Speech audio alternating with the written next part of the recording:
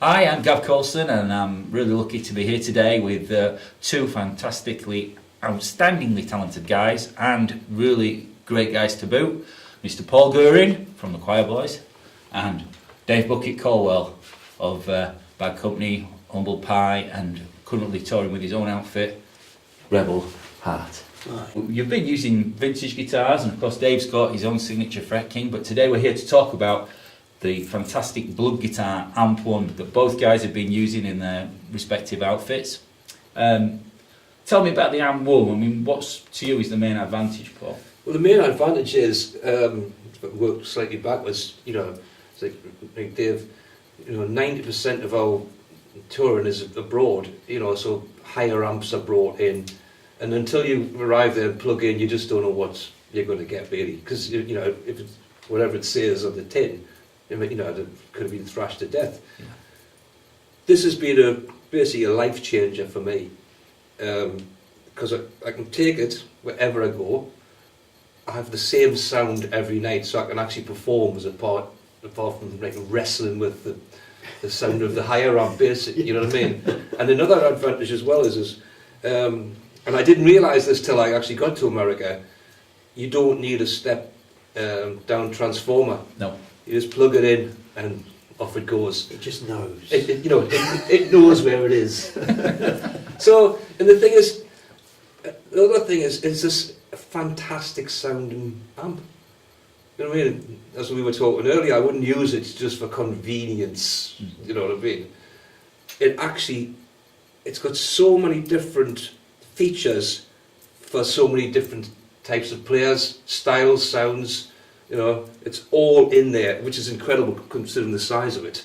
You know what I mean? It's. I mean, the size is obviously, you know, an issue. It's really advantageous to have something that small you can take everywhere. But it is a great amp on its own right as well. It's not just about because it's small. You know, the tone with the small valve in it. You know, you can really get that beautiful warm valve sound. And see, you know, but you've got it. It's your best pal for a touring musician, and you can play as opposed to think, oh goodness, I've plugged into this old jalopy. You know, so many different things you can do with it as well. I mean, you can, you know, take a direct out straight into the PA, for example, so you don't even have to mic up the cabinet. You know, and that's in itself is another plus. You know, and again, you get the real warm tone of the guitar rather than all the, you know, issues of having a mic on the cabinet. It sometimes don't quite work. I don't actually even use any other pedals. I don't have nothing.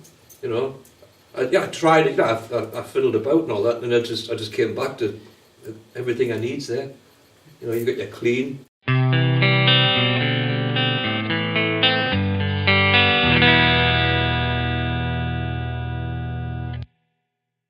You got your crunchy rhythm.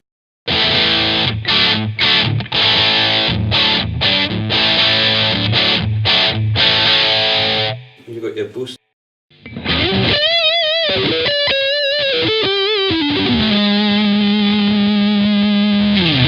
You got your reverb. And Dave, what kind of settings do you prefer to use on that? I use the vintage setting.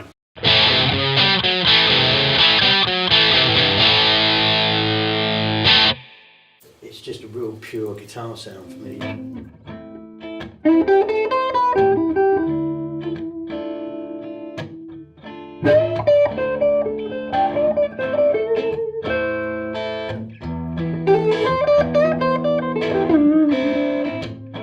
Due to old school guitar players, you use valve amps, plug in, crank them up, and that's where the tone comes from. It is. So obviously to go to something like this, which is like completely totally out left field, Yeah.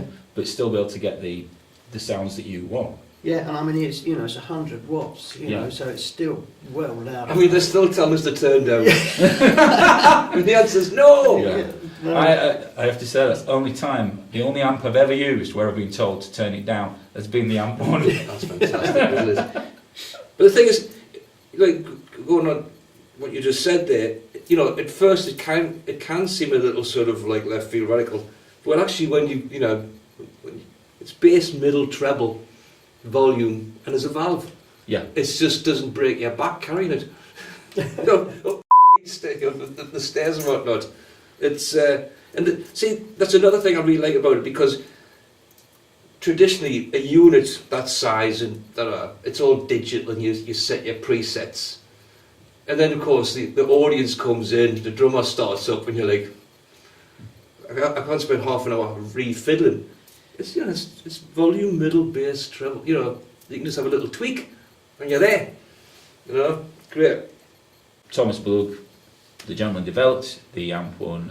One of his things that he always says is, simple is best. Yeah. Keep it simple. Yeah, Yeah. absolutely. And in saying that, he has put everything in there that the more sort of guy that's into his MIDI would want to use a multi-controller. You can do that. It's got that MIDI capabilities. Oh yeah, it's got the capabilities to be. Yeah. You know. But for the guy that just wants to go on stage, get a good clean sound, a good rhythm sound, and a good lead sound, bang.